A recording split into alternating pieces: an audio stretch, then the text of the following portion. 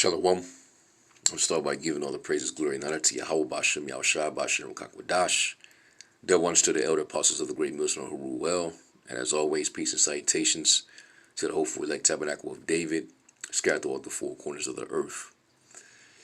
And you look at this image, it says a lot, and it also proves that the so-called Mexicans, as well as the rest of the tribes, the so-called Negroes, the so-called Latinos of indigenous descent, and the Native Americans are indeed the children of Israel. If you look at the conditions of our people and how we live, and the fact that everything that we do in society contributes to the wealth pool of the super rich, who happen to be the Edomites, which is the top ruling class nation of people on the face of the earth. And this image right here, it pretty much tells all, man. All right, basically, this is from a Business Insider.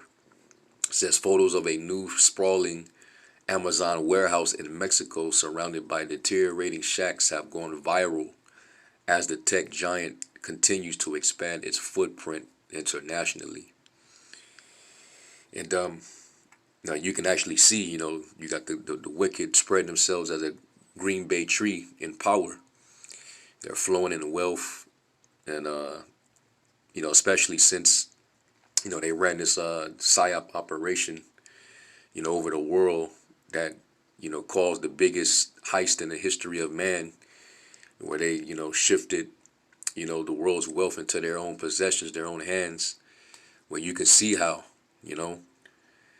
all this free slave labor, or should I say cheap slave labor. It really is, it might as well be for free, because they're paying them very minimum. You can't even survive off of the wages that our people make while putting in this labor, contributing to the wealth of Jeff Bezos, who's became a multi-billionaire over the past year. And that's why it says in Job the 20th chapter that eventually when he fills his belly, when he's in his sufficiency, he's going to be in straits, and every hand of the wicked is going to come upon him. And when you look up that word wicked, the Hebrew word is aimal, which means a toiler or a laborer, because majority of our people, which are basically their slaves, for the super rich, the international bankers, these corporations and companies. Jake's going to get sick and tired of busting their ass and working their lives out for cheap, living on the edge, living on the poverty line, or right below the poverty line, while these devils get super rich and comfortable. They get to go to these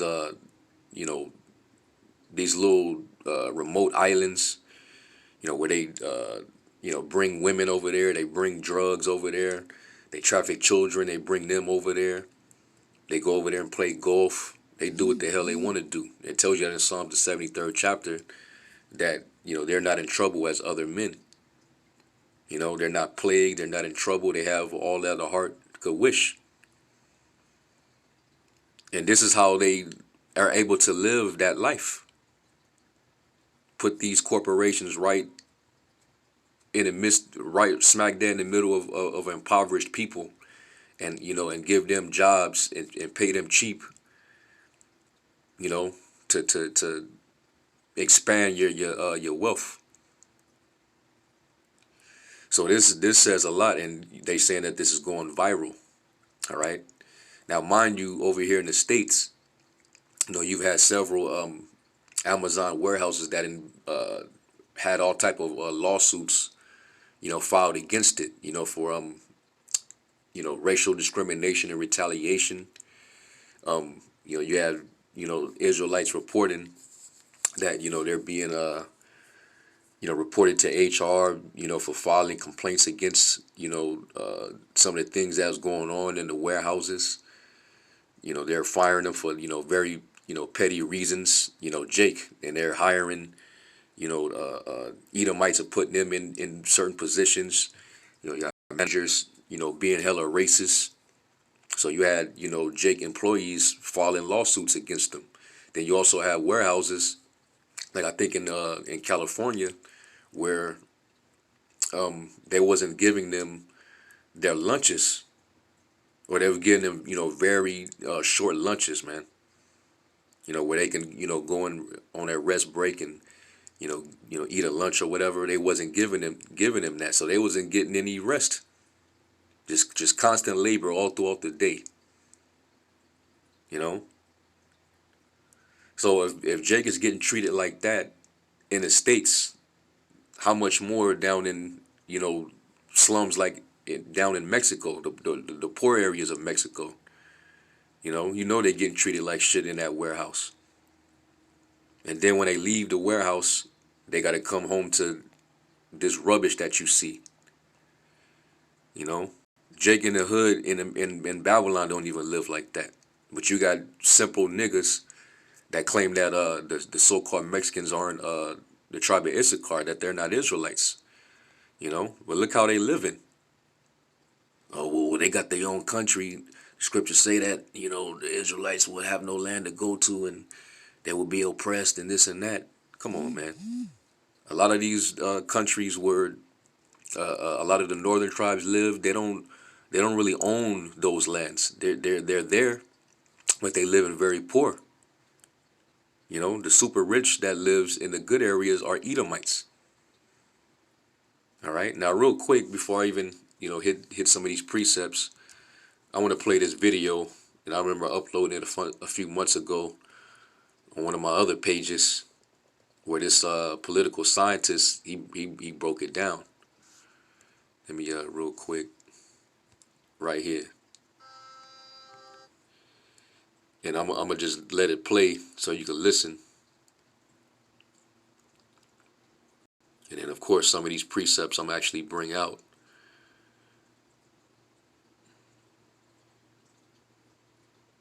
Let me play this real quick.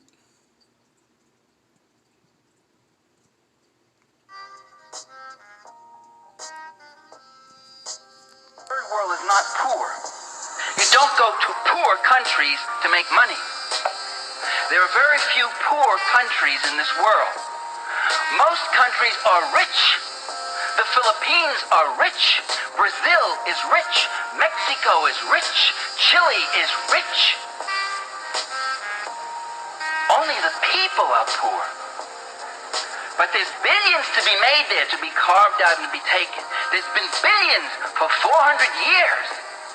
The capitalist European and North American powers have carved out and taken the timber, the flax, the hemp, the cocoa, the rum, the tin, the copper, the iron, the rubber, the bauxite, the slaves, and the cheap labor. They have taken out of these.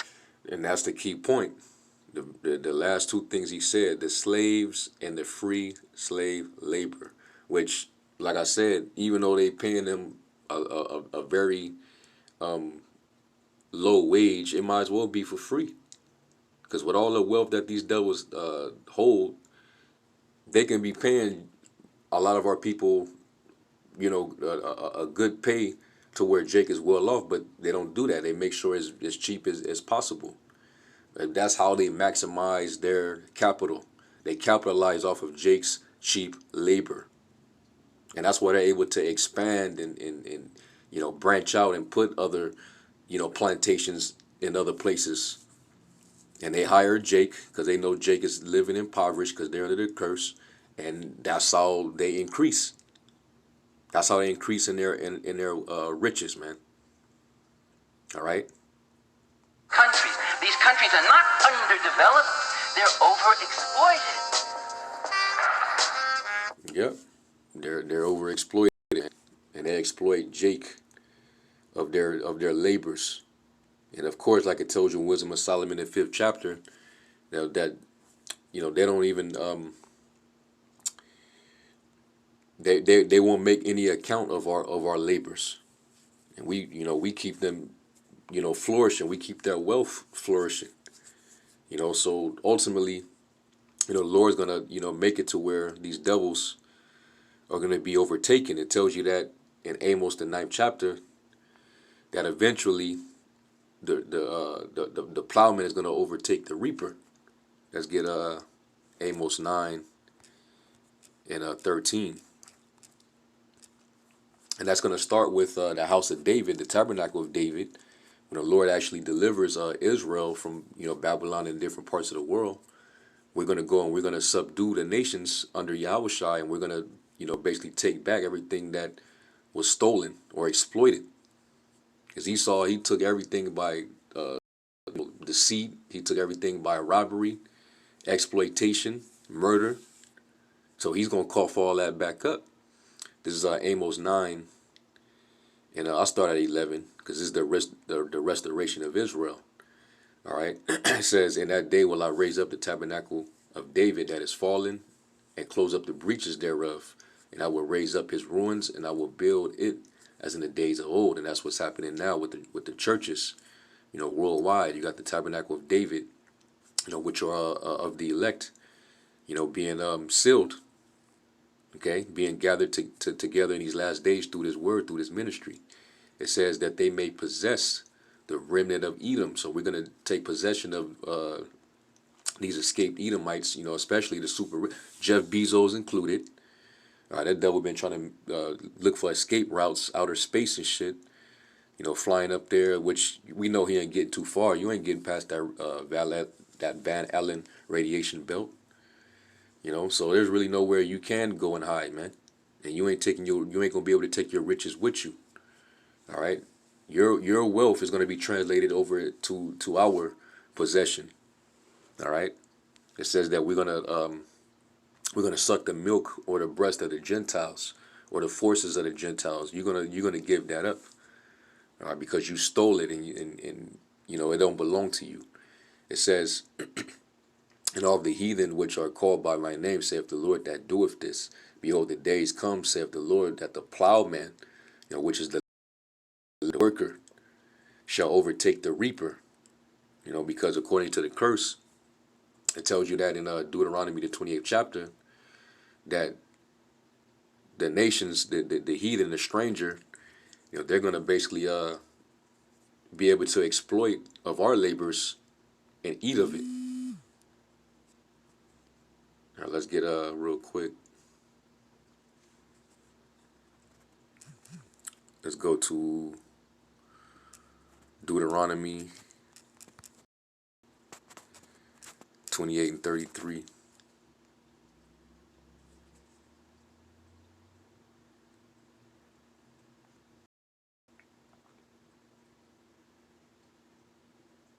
Yep, this is Deuteronomy 28 and 33. It says, "The fruit of thy land and all thy labors shall a nation which eat up." Basically the reaper. "And thou shalt be only oppressed and crushed all way." All right, and that's what we experience as a nation. All right, let me read the NIV translation. It says, "A people that you do not know will eat what your land and labor produce, and you will have nothing but cruel oppression all your days." And that's what the northern tribes experience on the land that they live at. Mexico, Central, South America, that's rich in all those, resources, which was broken down by that political scientist, man. They sit on riches, but they live poor. That's because Esau pretty much owns it. And he's able to use his wealth to, put plantations there and have the poor that live there working for him right on the plantation, man. So eventually we're going to reap that, man. It says, going back to Amos 9 and 13, it says, and the treader of grapes, him that soweth seed, and the mountains shall drop sweet wine, and all the hills shall melt." All right. "And I will bring again the captivity of my people Israel, and they shall build the waste cities." And we're not going to physically do it. We're going to have the nations do it. The strangers are going to build up our walls in the waste cities. You could read that in Isaiah the 60th chapter. It says, "And inhabit them, and they shall plant vineyards and drink the wine thereof, and shall also make gardens and eat the fruit of them. And I will plant them upon their land, and they shall no more be pulled out of their land, which I have given them, saith the Lord thy power." All right. in Job 20th chapter, you're gonna reinstate us, so to speak. That's where the reparation is gonna come in. You're gonna vomit up all that all the wealth that you took. Okay, so this right here says a lot, man. How you treating Jake, and the scriptures also say in Proverbs the 29th chapter, the righteous consider the cause of the poor, but the wicked regardeth not to know it. You know, you're gonna build a big ass, you know, Amazon, warehouse plantation, brand new. So it was costly, right, right there in the slums. You see, so you devils right now for the time being, you can live it up, but you ain't got much time left, man. You're found wanting right now, and it's all coming out. All right, this damn devil, man, treating Jake like shit on the job. You know, Jake being the last hired, first fired, getting discriminated against. The Edomite managers talking shit, talking down to him. Not giving them the amount of rest that they need, not giving them rest breaks. You know, that's straight up hell, man.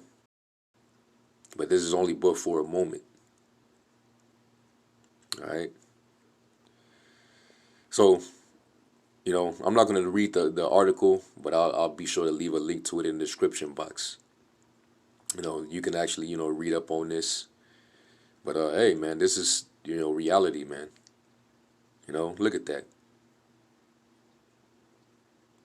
Deuteronomy 28 and was that 43? The strangers that is within thee shall get thee above thee very high, and thou shalt be brought very low. Well, this is a perfect example, man. You living in rubble, while Esau can just build a brand new, you know, corporation right in your same neighborhood. And that's where you got to go and work for him and then go back to this rubble. That's hell, man. But these ain't our people though. So anyway, let me I'll leave it to this in the description box. And Lord willing, this was edifying, man. I just want to touch on this this article, man. That's why we're in need of a kingdom, and we will. All right, we're gonna reap down. You feel? We're gonna reap everything, man. All right. Matter of fact, let me end off with Sirach, the 10th chapter.